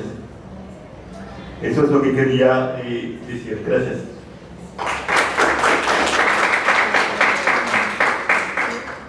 Bien, a continuación tendremos las intervenciones del público. Buenas noches, me preguntaba para el señor Christopher Mestre. Usted mencionó acerca del acceso a los ingresos que buscan las familias el poseer alguna parte de la tierra, ya que brindarle alimento a los niños no va a solucionar el problema económico que tienen estas familias. Entonces, yo quisiera saber la importancia que le están dando a este proyecto o a este tipo de acciones que se están dando sobre la adquisición de tierras de las familias, ¿no?, que presentan pobreza. Y bueno, eso es para la pregunta del señor Christopher. Y bueno, para el señor Carlos Bedoya quisiera preguntarle acerca de la importancia que se le da a la importación de los alimentos dentro del Perú, ¿no?, ya que el Perú cuenta con un grado de desnutrición y se da mayor importancia a la agroexportación. Buenas noches. Es interesante, ¿no?, el estudio de la desigualdad. Bueno, yo creo que la educación en Latinoamérica no es la solución para salir de la pobreza, ¿no? Es mucho más que eso. Hace 20 años se hablaba sobre la crisis alimentaria, ¿no? Y creo que las políticas extractivas en Latinoamérica están avanzando, ¿no? Y creo, no sé si no sería tan radical decir que se pudiera comer oro, ¿no?, o plata, ¿no? Creo que la educación trae más desempleo, y haciendo un análisis social o económico en Lima nomás, tenemos varios taxistas, ¿no?, que son egresados y tienen magíster también, ¿no? Y creo que la salida es mucho más, ¿no?, una cuestión política, social. En otro punto, creo que es muy importante también, ¿no?, justo creo que en el Perú tiene una ley sobre lo que es las personas con discapacidad, ¿no?, que es OMAPEC, que creo que regulariza todo esto, ¿no?, que restringe, o tiene la única universidad que he visto que tiene el ingreso a estas personas a la educación universitaria o superior es la universidad en el Perú, es la Universidad San Marcos, ¿no? Que tiene una modalidad, ¿no? Y creo que las calles es algo excluyente también para estas personas, ¿no? Que no tienen veredas para poder transitar, ¿no? Creo que es muy importante ver eso, ¿no? Y creo que sí, tenemos una similitud con Madagascar, que a veces en el Perú se acepta el maltrato a la mujer, ¿no? En sociedades ya sea campesinas, indígenas o nativas, ¿no? Y creo que esa concepción se tiene hasta ahora. Bueno, muchas gracias. Buenas noches. En primer lugar, quisiera ver la posibilidad de que en las respuestas que ustedes tengan articulen, ¿no?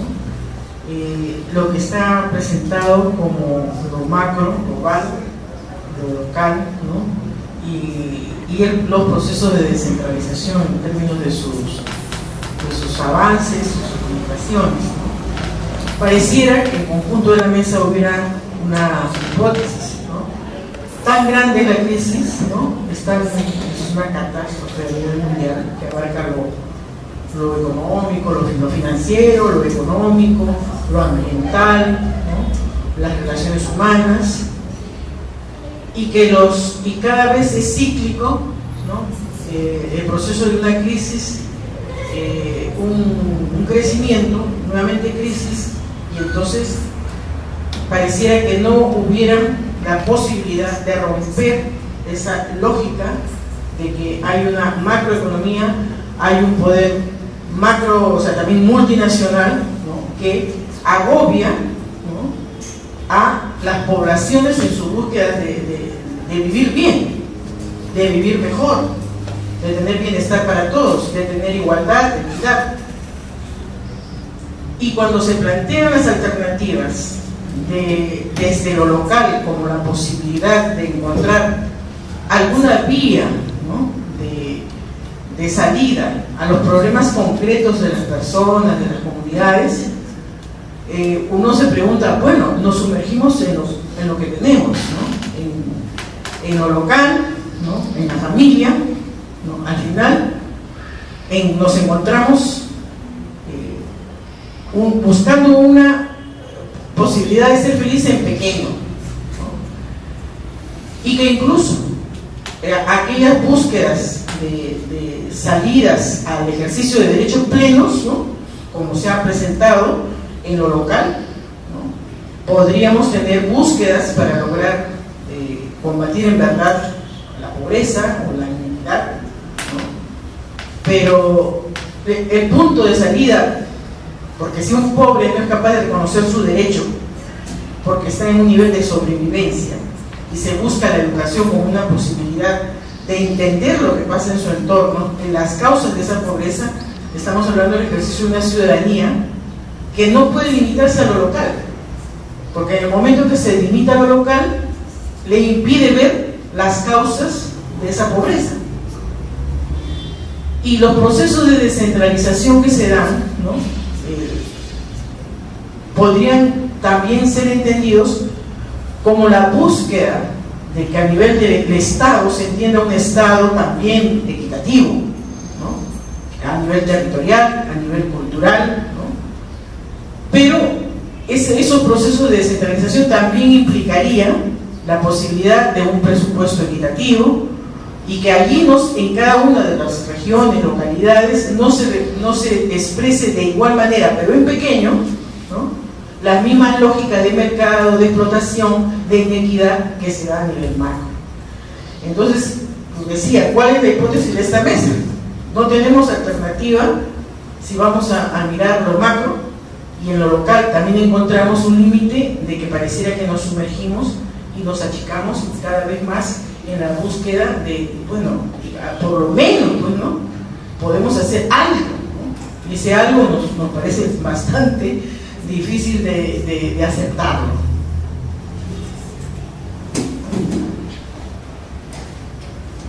Muchas gracias. Miren, ahora en América Latina tenemos un panorama de gobiernos que podríamos llamar progresistas, ¿no es así? Con diferentes énfasis, pero progresistas, que están buscando, ¿no es así?, enfrentar las políticas neoliberales. ¿Qué opinión realmente tienen ustedes, ¿no?, sobre estos caminos que se están desarrollando? Y por otro lado también me gustaría, ¿no?, que ustedes puedan tener una opinión sobre que en la medida que la globalización, ¿no?, nos abarca realmente a todos y la pobreza nos ha en realidad también abarcado a todos, las luchas también son globales. Entonces, en ese sentido, ¿no?, ¿cuál es la importancia de espacios como el Foro Social Mundial, sus perspectivas, ¿no? Me gustaría que pudieran también tener esa reflexión. Bien, entonces pasaremos a las intervenciones y réplica de los expositores, comenzando por Carlos Bedoya. Bien, bueno, en primer lugar, sobre el tema de la pobreza, sí, efectivamente hay muchas estadísticas que muestran que la pobreza se reduce, ¿no?, pero mostrada en términos monetarios. No, en realidad hay una paradoja, porque, por ejemplo, en el Perú también se dice que la pobreza disminuye, medida también en términos monetarios o en ese énfasis, pero al mismo tiempo hay mayor incidencia de TBC, se presenta el TBC ni siquiera multidrogo resistente, sino extremadamente resistente, y eso es justamente, eso tiene que ver con la alimentación, ¿no? y la incidencia de la desnutrición crónica persiste. Entonces uno dice, claro, qué engañoso es medir la pobreza en términos monetarios, y qué pena que ese sea el éxito del modelo, ¿no? Que el modelo tiene que mostrar algo, y el modelo muestra el tema de la pobreza. Entonces le sacan, claro, la desigualdad, le sacan el tema alimentario, porque si nos podemos medir en términos de déficit alimentario, déficit calórico o necesidades básicas insatisfechas, nos damos cuenta que ahí persiste el problema. Bueno, ahora el Perú es un país de renta media desde el año 2000.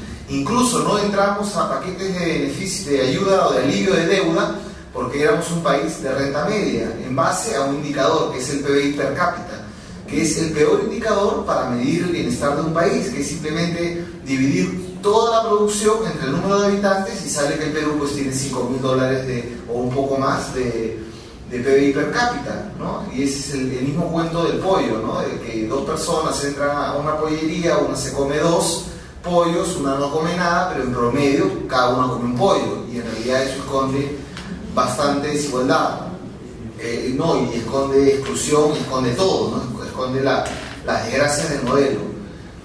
Pero hay una ilusión, una falsa ilusión, ¿no?, que es la ilusión del consumo. El sistema prefiere redistribuir a través del endeudamiento que los ingresos. Entonces, si una persona gana 500 soles, se puede endeudar por 1.500 soles o por 2.000 soles, y de pronto se compra pues un DVD, se compra un televisor de plasma o LCD. Entonces hay una ilusión de que hay un progreso, pero detrás de eso es deuda, ¿no? Entonces, y detrás de eso hay el negocio de los bancos, y detrás de eso hay todo lo que tenemos en la crisis, ¿no? Entonces la crisis global se conecta con lo local desde eso, desde cómo el sistema redistribuye. Claro que la crisis global ahora nos ha puesto en otro debate que se quiere esconder, ¿no?, que es el debate de ya no solamente ver el tema redistributivo, sino el tema de reestructuración de la economía.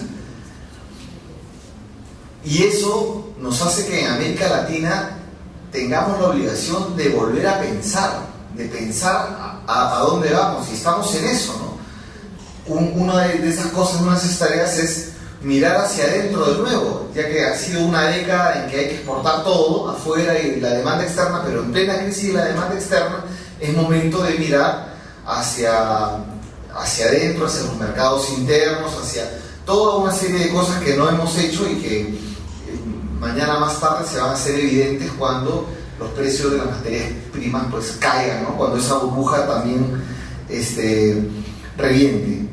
América Latina es la región más desigual del mundo. Yo recordaba una campaña campaña que tiene que ver con las metas del milenio, que ahora está completamente desilusada, pero había una campaña en los años 2000, 2001, 2000 hasta 2005, que era la campaña del GICAP, que era la campaña del llamado a la acción contra la pobreza, ¿no? Pero en América Latina, el logo de esa campaña, a diferencia de otros continentes, tenía un cintillo que decía Alianza por la Igualdad, que justamente quería expresar un montón de organizaciones sociales que, bueno, participaban en esta campaña. Decían, no estoy tan convencido, bueno, pero participo si le pones este eslogan, ¿no? Y que hace evidente que el tema de la pobreza, como bien ha dicho el colega, es un tema bastante complicado, bastante engañoso, ¿no? Que no solamente, que te sirve para varias cosas, para decir varias cosas. Otro punto que conecta lo global con lo local es el tema alimentario, sin duda. Es decir, en la base de la crisis de la economía mundial o la base de esta recesión global está la desregulación y está la especulación financiera. Es decir, claro, no te subo el sueldo, te endeudo, es la misma lógica de vamos a timbiar en los grandes mercados de commodities. Se cayó el negocio de las hipotecas, entonces ¿qué hacemos? Otro negocio. O el negocio de las hipotecas no basta. ¿Qué otro negocio? El negocio de los alimentos, cual casino de póker. Entonces el trigo, el maíz, la soya, el arroz elevan su precio y siempre se produjo más de la población que existe. O sea, sí, en toda la década siempre ha habido en promedio mayor producción que consumidores, pero de pronto el precio del arroz se quintuplica, el precio del maíz se triplica a lo largo de estos años, y uno dice, ¿por qué?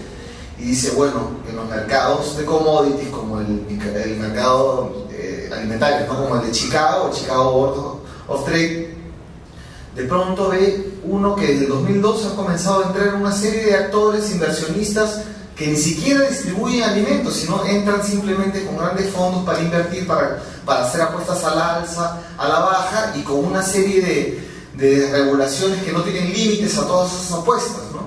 Entonces de pronto eso afecta a los consumidores locales, afecta también a los productores locales, y te dicen, no, eso es correcto, porque eso le da liquidez al sistema alimentario. Bueno, le da liquidez, pero a un costo enorme, matando de hambre al mundo, cuando podría, a través de otras alternativas, como la del Banco del Sur, como la de fideicomisos regionales en el marco de UNASUR, decir, no, acá ponemos una plata que garantiza el futuro de las compras de alimentos y garantiza un precio estable para los productores, ¿no? Y también garantiza el funcionamiento de las cooperativas. Hay una lucha ideológica bastante fuerte que de repente uno no nota, ¿no? Y yo la viví muy cerca, a propósito que tuve una participación bastante rápida en el gabinete de asesores de la presidencia del Consejo de Ministros.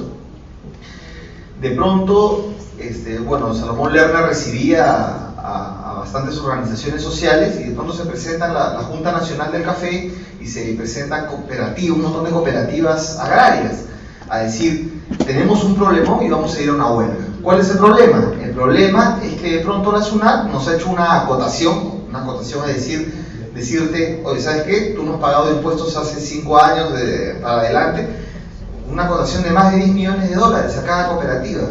¿Por qué? Porque tú has vendido 500 millones, 600 millones, 700 millones y no has pagado impuestos. No, señor, sí he pagado impuestos.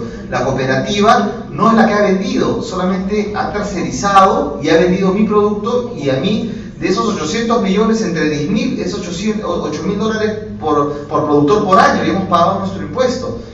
¿Por qué la cooperativa va a pagar impuestos si ya pagamos? Ella no es dueña de nada, es simplemente una forma de organización para hacer economía de escala, ¿no? Entonces uno decía, pucha, acá no se comprende lo que es el acto cooperativo, ¿no? Entonces uno agarraba llamada hoy, mira, soy asesor del primer ministro, a la SUNAT de Ica, ¿no? Que le he hecho la acotación, y prácticamente uno decía, uno se encontraba con esta respuesta de parte del Ministerio de Economía y de parte de la SUNAT. Prácticamente te decían, no, esto de cooperativas es comunismo, prácticamente, ¿no? Entonces, no, esto no está pagando impuestos, podemos accionarle, pero, o sea, es un aplastamiento ideológico, ¿no? Entonces, la respuesta a la crisis del neoliberalismo, por tanto, es más neoliberalismo. Nosotros estamos también obviamente afectados por el tema de los precios de los alimentos. En el año 2008 se sintió mucho eso en el Perú. Claro que todavía nuestra balanza alimentaria, balanza comercial alimentaria no es deficitaria del todo, porque en promedio los peruanos comen de lo que se produce aquí en el Perú, ¿no? Excepto lo que es el trigo, excepto algunos productos, pero hortalizas, pollo, se produce aquí. Claro que el maíz del pollo, comer pollo depende de fuera, y eso encarece el precio del pollo por cosas, porque de pronto decidieron apostar en el Chicago Board of Trade, varios inversionistas, Interfunds, toda la plata al alza. Entonces eso generó mayor precio del maíz, y es el maíz que come el pollo, y, ¿no? Entonces sube el precio del pollo. Pero acá todavía no tenemos problemas de seguridad alimentaria, pero tenemos un gran riesgo de seguridad alimentaria en el Perú, ¿no? Conforme haya mayor crecimiento económico, y entonces hay mayor crecimiento, hay un cierto chorreo, entonces la gente compra un poquito más de alimento, a través incluso de la misma deuda, y también crece la población, y eso nos trae retos. Hay 4 sectores básicamente productores de alimentos, podríamos decir. Uno es la agroindustria en el Perú, que tiene mucha tecnología, mucha productividad, y las políticas públicas están mirando a eso. Claro que eso trae problemas, porque hay una gran producción alimentaria que no se consume aquí, ¿no? Sino que se va para afuera, y las tierras se destinan en la costa, que son, digamos, las más disponibles, aunque tienen un problema de agua, se destinan al tema de espárragos, en detrimento de otros cultivos. Entonces uno dice, bueno, cuando esto cunda, ¿qué van a comer en Chiclayo? ¿Cabrito con espárragos? No, sino ahí se come cabrito con arroz, se come con papas, con otra. Eso pone en riesgo también, ¿no? Y el tema del ají amarillo. ¿Por qué subía el ají amarillo? Estaba a 8, 9 soles el kilo, de pronto, porque los productores de ají amarillo preferían venderlo a Japón, que pagaban más, y eso hacía que haya menos producción es un producto que sí demandamos, y de pronto sube el precio. Entonces no hay una política de seguridad alimentaria. Hay muchas propuestas para tenerla, pero no hay. Luego tenemos otro sector, que son de los productores de 15 hectáreas a más. No tienen tanta tecnología, su productividad es más horizontal, necesitan tierra y tal, pero bueno, digamos, producen hortalizas, papas, una serie de cosas que abastecen al mercado interno, ¿no? Luego tenemos un sector que es también producción del mercado interno, pero tiene menos tierra, 3 hectáreas, 4 hectáreas, 6 hectáreas, y que tienen ingresos bajos. No son pobres, pero tienen ingresos bajos. Podríamos decir que todavía son agricultores, viven de la producción alimentaria, de la producción de alimentos. Y luego tenemos ya lo que es la pobreza rural, donde hay gente que no se dedica a ser productor todo el día, que hace otras cosas, comerse, que tiene 1 hectárea, que no tiene agua, y entonces esa gente ya no es agricultor propiamente dicho, y que ahí se concentra pues el mayor sector de la pobreza rural, ¿no? En muy baja productividad, ni siquiera les alcanza para autoabastecerse de alimentación. Y ahí es donde se focalizan pues los programas sociales, ¿no? Ese es básicamente el estado de la agricultura, o la tipología de la agricultura en el Perú. Finalmente, bueno, acá hay más preguntas sobre el tema de los gobiernos progresistas, ¿no? Claro, los gobiernos progresistas, que si bien han tenido una primera etapa de respuestas antineoliberales, que han comenzado a cambiar las constituciones, a tener mayores márgenes de soberanía, no han salido del modelo que es del modelo primario exportador, digamos, ya no se endeuda con el Fondo Monetario, con el Banco Mundial, pero se endeuda con China.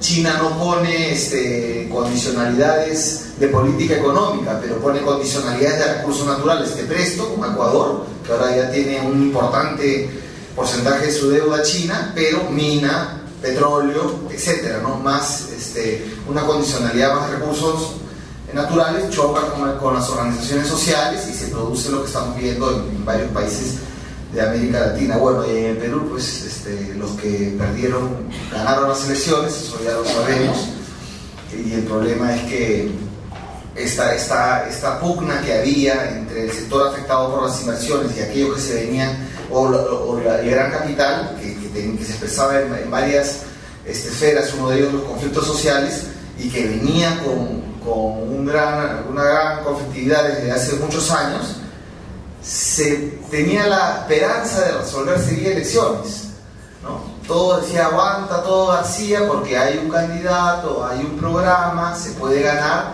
se puede solucionar vía elecciones. Cuando se fue a las elecciones se dirimió, pero de pronto se volteó esa victoria. Entonces ahora uno dice, qué complicado, ¿no? Porque esa conflictividad continúa muy fuerte, pero ya no hay elecciones a la vista. Y ya hay toda una desesperanza que se pueda resolver vía elecciones, y eso trae problemas de gobernabilidad, institucionalidad, de poder, pone el poder en el centro del debate nacional y no hay estabilidad. ¿Y de qué nos sirve entonces el crecimiento macroeconómico cuando hay otros temas más importantes? El Foro Social Mundial tuvo mucha pegada y originó muchos cambios en la primera década del siglo XXI. Ahora es un espacio, desde mi punto de vista, bastante agotado, que necesita reinvención, necesita otras formas, ¿no? Más que todo están los movimientos ahora de los indignados, que es un movimiento para pensar y ver. El reto sigue siendo, en América Latina, volver a pensar, ¿no? O sea, sentarnos a pensar. Después de más de 20 años de no pensar, tenemos que volver a pensar, y eso es muy bueno. Gracias. Ahora continuaremos con José Rakotosafi. Parmi les questions qui ont été soulevées, je vais peut-être reprendre seulement une ou deux idées là. D'abord par rapport à l'éducation, moi je pense que le grand problème de l'éducation dans les pays sous-développés, c'est qu'ils ne sont pas adaptés à la situation des pays. Et c'est pour ça qu'on forme des inadaptés. Donc des grandes recherches doivent être faites justement pour mettre en place des éducations à la fois adaptées, mais aussi comment influencer les politiques à ce qu'ils appliquent ces éducations adaptées. Parce que si je regarde, dans certains pays, je n'ose pas trop m'avancer sur les pays d'Amérique latine que je ne connais pas, souvent la classe politique, je ne parle pas des dirigeants, mais la classe politique, c'est tous les gens qui tournent autour, sont pratiquement des relais des grands systèmes internationaux. Et il faut accepter le fait que les pays, quels qu'ils soient, cherchent d'abord leur propre intérêt, et l'intérêt des pays développés, c'est toujours de coloniser les pays du Sud. Mais contrairement à ce qui s'est passé autrefois où il y avait des armées, maintenant c'est souvent la classe politique des pays du Sud qui sont utilisées comme relais. Et ces personnes-là, souvent, ne se rendent pas compte, ils pensent bien faire, mais en fait, ils ne font que servir les intérêts des grandes puissances. Et moi, je pense que le système éducatif est en grande partie responsable de cet état de choses. Donc, il n'est pas de l'intérêt des grandes puissances à ce que les pays du Sud aient des systèmes éducatifs qui soient vraiment adaptés à leurs besoins. Moi, je ne parle pas de l'éducation de base, de l'apprentissage à lire, à écrire, mais surtout de l'éducation supérieure qui vont former des personnes qui seront aptes à réfléchir sur les solutions à apporter aux problèmes posés. Parce que quand on écoute, par exemple, le niveau de discussion qui se trouve dans des pays comme le nôtre, dans certaines classes, disons, assez aisées, on est vraiment frappé de la méconnaissance des problèmes réels. Et pourtant, on entend de ces personnes-là qu'on trouve des solutions, que l'on propose des démarches qui nous fait sortir des situations dans lesquelles on vit actuellement. Donc moi, je pense que, d'après ce qui a dit tout à l'heure, il faut développer la réflexion. Mais d'abord, surtout, il faut promouvoir la capacité de réfléchir de nos personnes, de nos jeunes, de nos cadres. Sans vouloir attenter à quoi que ce soit, quelquefois, quand moi, dans notre pays, quand on voit la recrudescence des personnes intellectuelles qui vont dans les églises prier, ils n'ont pas de propositions concrètes, fiables, réalistes par rapport aux situations. Ils vont prier. Bon, je ne dis pas que la prière n'apporte pas de solutions, mais quand même, ça ne donne pas toujours les moyens de discuter. Et dans les universités, moi je pense qu'il faudrait développer les instituts de recherche en sciences sociales, parce que c'est de là que l'on peut faire émerger des solutions innovantes Mais ça demande aussi des efforts par rapport aux personnes qui sont engagées dans ces recherches-là, d'être capable aussi de proposer vraiment des choses qui soient adaptées et qui peuvent être réalistes, réalisées, et ça veut dire qu'ils vont aller sur le terrain. Donc ça demande en quelque sorte aussi un changement à la fois de représentation sociale et de mentalité de nos intellectuels. Bon, c'est tout ce que je voulais dire par rapport aux interventions qui ont eu. Gracias. Rápidamente, 4 puntos. Sobre la cuestión la primera pregunta sobre el acceso a los medios de producción y a la tierra. En muchos países, es el caso del Perú, es el caso de Bolivia, es el caso de Malí, etc., existe todavía una gestión comunitaria, en ciertas partes, no en la costa obviamente, pero existe todavía una gestión comunitaria de los medios de producción, tierra y agua. Esa gestión comunitaria es fundamentalmente desigual. La comunidad no es buena porque es comunidad, la comunidad produce exclusión, la comunidad produce desigualdad. Los gobiernos locales, en ciertos casos, pueden ser el contrapeso local que permite influir sobre las autoridades tradicionales que tienen la capacidad de distribuir el acceso a los medios de producción. Hay casos, conozco casos, el señor Keita conoce también, donde sí gobiernos locales han logrado influir sobre los jefes tradicionales que manejan la tierra para que familias excluidas puedan tener acceso y cultivar y obviamente mejorar su situación. Si vamos al altiplano, en zonas donde todavía hay manejo de ganado en terrenos, en pastizales comunes, ¿quién gana? Los que tienen más animales. No es un reparto igualitario del acceso a los pastizales, a los bofedales. Hay familias que son favorecidas. Los gobiernos locales pueden, en un diálogo con la comunidad, buscar sistemas que sean más igualitarios.